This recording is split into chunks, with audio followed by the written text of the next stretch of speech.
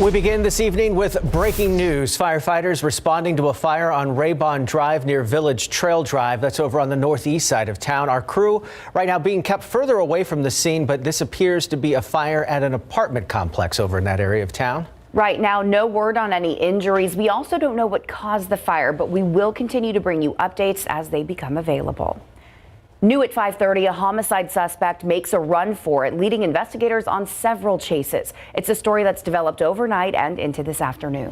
Yeah, it all started just southwest of San Antonio in Pearsall before ending up in Dilley. That's where we find Lee Waldman tonight. Lee, what are police saying about all of this?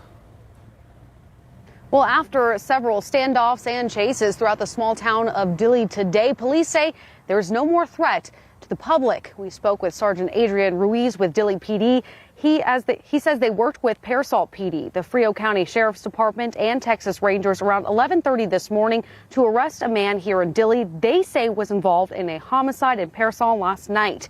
Ruiz says when they approached the man in his vehicle, he refused to get out, and the first of 3 standoffs happened. The man took off to another nearby street. The second standoff ensued while the Texas Rangers spoke with him on the phone. He took off again, but law enforcement used spike strips to deflate his tires, and the chase was short. It ended around 3 p.m. on Highway 85 outside of Dilley going towards Charlotte. Now, Ruiz says the man refused to get out of the car or speak with law enforcement, and a short time later, a gunshot was heard inside of the car. Officers performed CPR, and the man was taken by EMS to a local hospital. In a small town like Dilley, today's events were nothing short of shocking. For a tragedy like this to strike our small community, our officers will be very diligent in making sure that the community is aware that we are here to protect them and do the best we can for them. At this point, we don't know that man's condition. Right now, we're still waiting on details about last night's homicide and also about that suspect's identity from Pearsall Police. Live in Dilley, Lee Waldman, KSAT 12 News. Thank you, Lee. Now to the search that's gripped the San Antonio community for months now. A volunteer search crew says they've reached the final section of Greenbelt as they look for missing 3-year-old Lena Kill. The little girl was last seen at a playground at her apartment complex located off of Fredericksburg Road. There is a greenbelt near that complex that stretches about 27 miles. Eagles Flight, Advocacy, and Outreach crews, along with Lena's father, looking in tunnels and brushy areas on this final section of Greenbelt. Well, we're still hoping to find something that'll give us a clue as to what happened to Lena or where she is, where she could be. We've not had any information come forward, so we're still hoping to find something. Lena, last seen back on December 20th, the volunteer group says they could potentially search other areas depending on feedback from police. There continues to be a reward in this case. If you have any information, call police. Also new at 5:30, a night out ends in gunfire. Police say they found 3 bodies outside of a bar in Laredo. It happened just before 2 this morning. Officers in Laredo say a fight outside the TKO Sports Bar and Grill led to the shooting. 3 men were shot outside the business. 2 of them 21 years old, the other 25 years old, but none of their names have been released yet. Also no word on any arrests in the case. Back here in San Antonio, several shootings in the area also under investigation. One of them left a man dead outside of a restaurant. It happened on the city's northwest side just before 4 o'clock this morning. Police say a man pulled into a Chili's parking lot on Northwest Loop 410 after witnesses heard gunshots in the area. Officers found that driver dead inside the vehicle and noticed he was shot. His identity has not yet been released, and so far no arrests have been made in the case. Another shooting overnight involved at least 80 gunshots. Bexar County deputies say the suspects were aiming at a couple who managed to escape the gunfire despite their injuries. This all happened on Candlebright Drive near North Foster in Benzingelman late last night. Investigators say the couple returned home to find 2 armed men waiting for them. Those men got away. The couple taken to the hospital. The medical examiner trying to identify a man killed in a rollover crash this morning. Police say he was not wearing his seatbelt and was thrown from the vehicle. It happened on U.S. Highway 90 near Crewald Road around 3:30 this morning. Police say the man overcorrected and crossed 3 lanes of traffic before hitting a guardrail and rolling over. Toxicology reports are pending. The U.S. is keeping an eye on the border between Ukraine and Russia. Americans in the Ukraine have been told to leave to prepare for a potential invasion there. President Joe Biden spoke with Ukrainian leaders, promising to respond swiftly and decisively if Russia takes further action against Ukraine. That's after the U.S. already warned Russia not to attack. Some analysts say there could be other consequences if Russia moves troops across their border.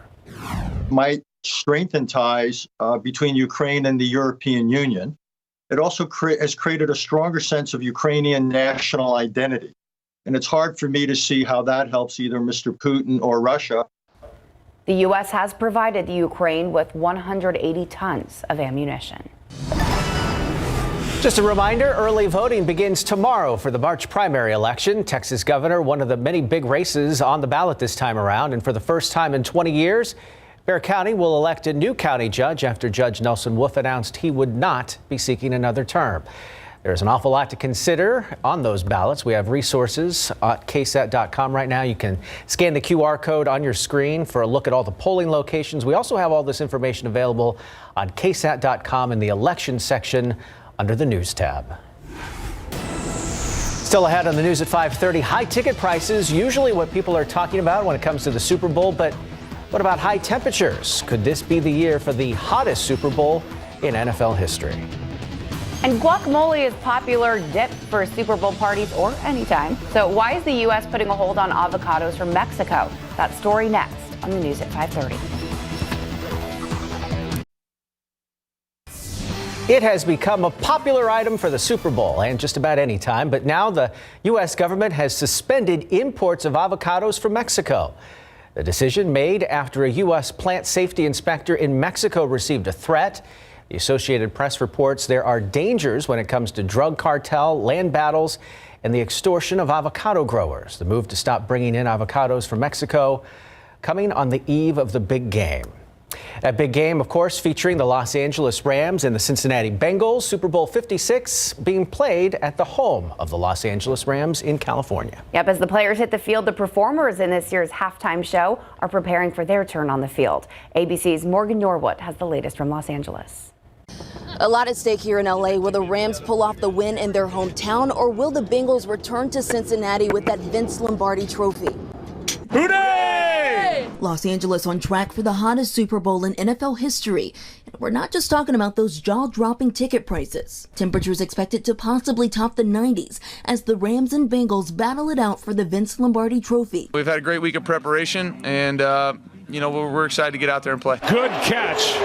Rivaled only by excitement for the halftime show.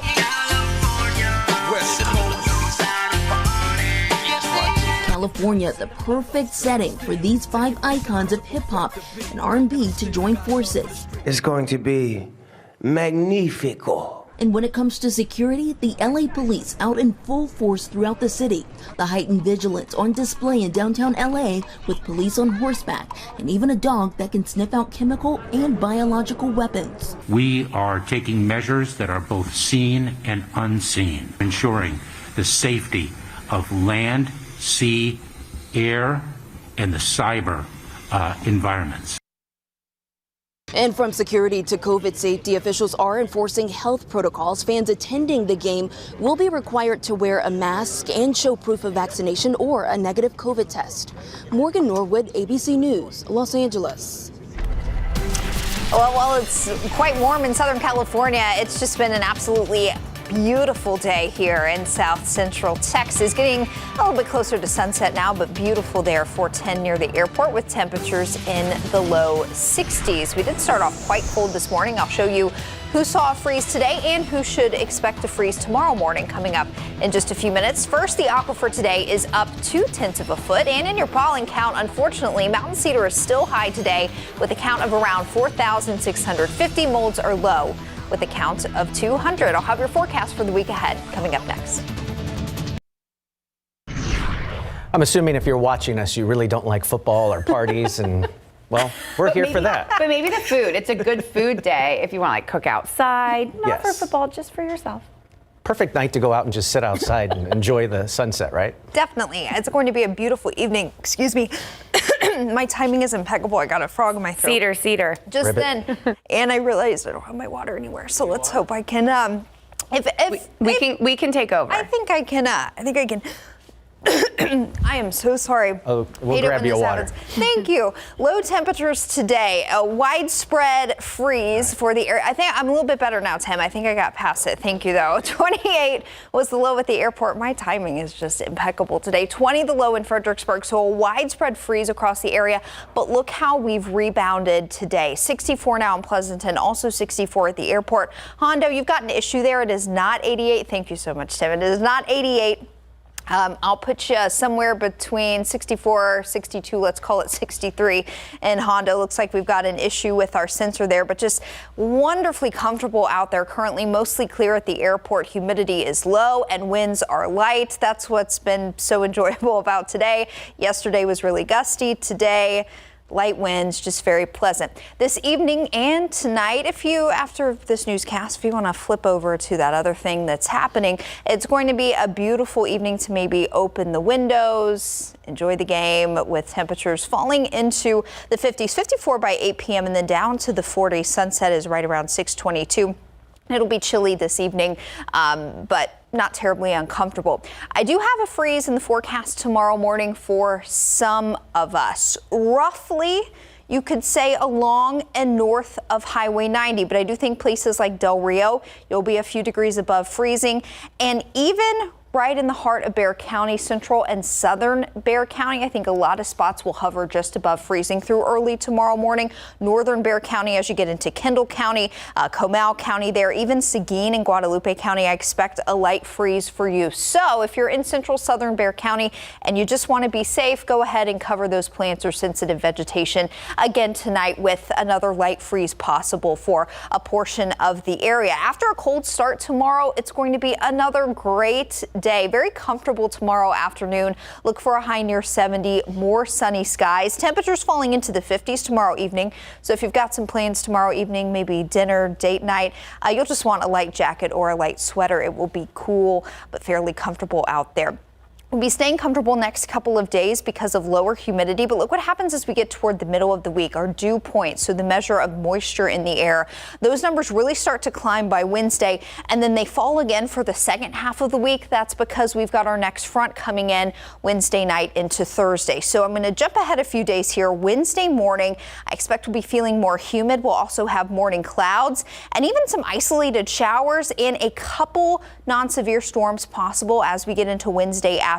Then Wednesday night, our next cold front will move through with a chance of rain. It does appear at this time that we are going to be on the tail end of things. Stop me if you've heard that one before. That means we won't really get to cash in on a lot of the good rain-making energy, but I do think we'll have a broken line of showers and storms moving through very late Wednesday night into the pre-dawn hours of Thursday morning. Now, there will be the potential for some strong to severe storms with this frontal passage, but north of the Austin area into parts of North and East Texas. So I certainly think we could have a few rumbles of thunder Wednesday night into Thursday morning. Right now, though, it looks like we're not concerned about any severe weather. Got a few days to watch that forecast. We'll keep an eye on it for you. In the meantime, look for some cooler days as we wrap up this work week, guys. We will take it. Thanks, Katie. All right, Larry, DeJounte Murray continues to be a bright spot for our Spurs. Absolutely. He's coming off back-to-back double-doubles where he scored 30 points or more. DeJounte Murray's definitely carrying the Spurs these days. Plus, we're going to talk regional high school wrestling. Landon Marsh on the deck coming up.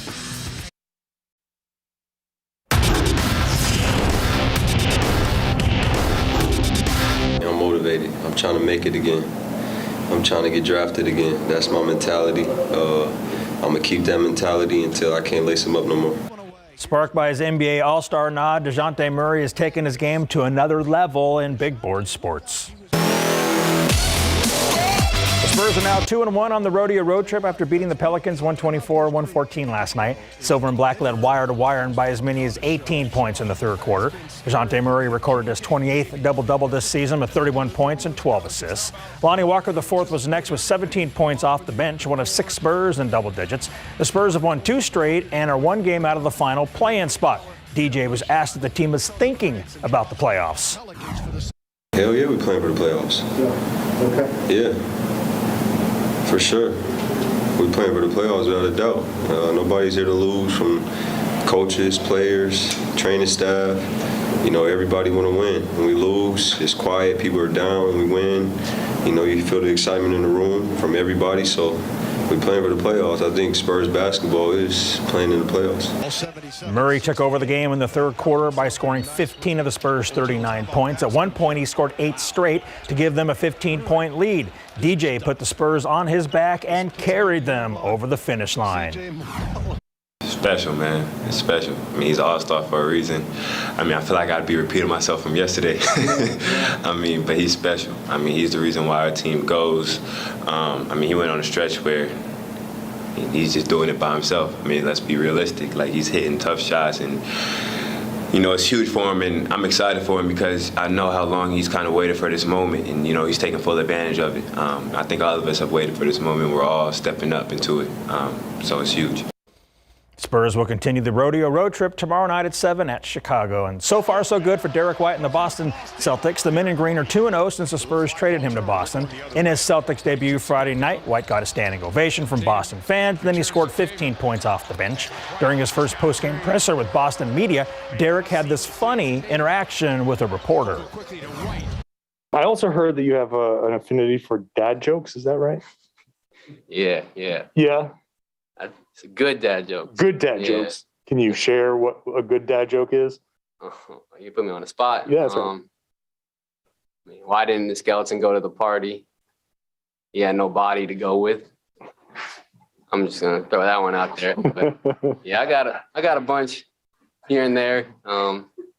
Just try to keep it light, goofy stuff like that. I bet Gerber has good dad jokes. White scored 14 points today in the Celtics win against Atlanta. Pro football coverage powered by Davis Law Firm. Super Bowl 56 is kicked off between the Los Angeles Rams and Cincinnati Bengals, playing as the visiting team in their new home stadium, SoFi Stadium. The Rams are 4.5-point favorites. Cincinnati's 0-2 in the big game. Both losses coming in the 1980s to San Francisco. The Rams are 1-3 with their only victory in 2000 while representing St. Louis. Let's check out the scoreboard right now. The Rams just scored to go up 7-0 in the first. We'll have highlights and postgame tonight on Instant Replay. Yesterday afternoon, area wrestlers competed at the Region 4 6A Championships looking to punch their tickets to next week's state tournament. And a number of returners made their mark. That includes New Braunfels junior Landon Marsh. 2 years ago, Marsh watched his older brother George win the Unicorns' first ever state title at the Berry Center in Cyprus. And Landon actually hopped the fence to celebrate with George on the mat. UIL officials threw him out of the venue for the move, which ended up being okay because George's victory was the final match of the evening session. But last year, Landon returned to state on his own and advanced to the semifinals. He finished third overall. This year, he's back and he wants to win state just like his brother. I want to do it twice. I want to beat him. Because everyone's like, oh, you're his little brother. I want him to be my big brother. I think I'm older and I've been working harder and I have a better understanding of what I should be doing and how the pace I should take in my matches coming up.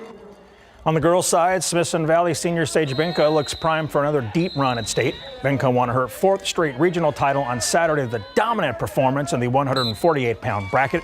And after finishing 3rd in last year's state tournament, she's looking to go all the way. I'm ready to win it all. Go big or go home. I'm going to pull every stop to win this state title. And I put too much work into everything to get to where I'm at. So I got to go out there and win it for myself. We've got more highlights, results, and reaction from yesterday's regional championships available right now on the BGC page at KSAT.com. And check this out. LA Rams wide receiver Odell Beckham wore a custom pair of $200,000 cleats featuring diamonds in them for Super Bowl 56 pregame tonight, as reported by TMZ. The designer of the shoe told them they feature the Rams colors and 1,494 round brilliant white diamonds on the Nike swoosh sign. How about that? What he did with his Browns-themed colored car he had in Cleveland. I wonder. It's parked in his garage. No dad jokes about it? Yeah. No, we can't share those on air. We'll see you right after this. Real quick, we want to give you an update on that breaking news. A fire over on the northeast side near an apartment complex. Our crew has gotten a little closer and we've learned that it's actually a field that is on fire behind that apartment complex. Right. When that happens, they always bring in extra crews. We'll keep an eye on it for you. Right now, no injuries. See ya on the Night Beat.